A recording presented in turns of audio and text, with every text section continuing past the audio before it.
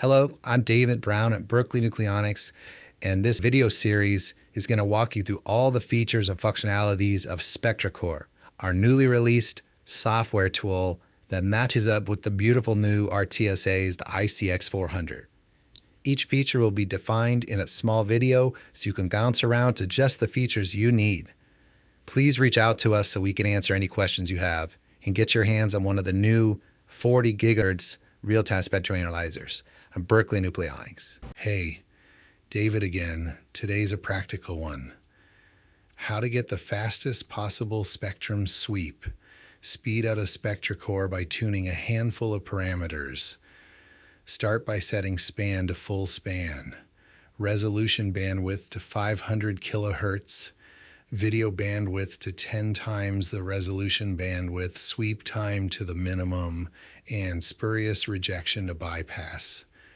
Then in the system submenu, set power balance to 0. That combination gets you the fastest possible sweep. Here's why each of those matters.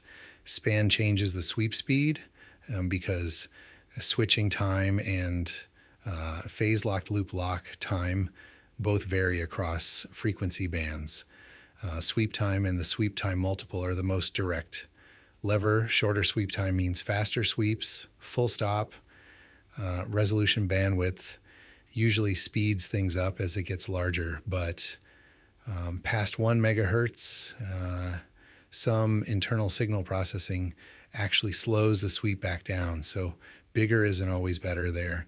Video bandwidth speeds things up too, and it tops out when set to 10 times the resolution bandwidth. Window type matters as well. Smaller window coefficients sweep faster, and the Nuttall window has a smaller coefficient than flat top, so it's the fastest of the two. Spurious rejection costs you speed whenever it's active, so bypass gives you the quickest sweep, and power balance is fastest at 0. Raising it slows the sweep down. Thanks for watching. Let's move on to the next software tool in SpectraCore to get you most out of your ICX FieldHawk, the 40 gigahertz spectrum analyzer.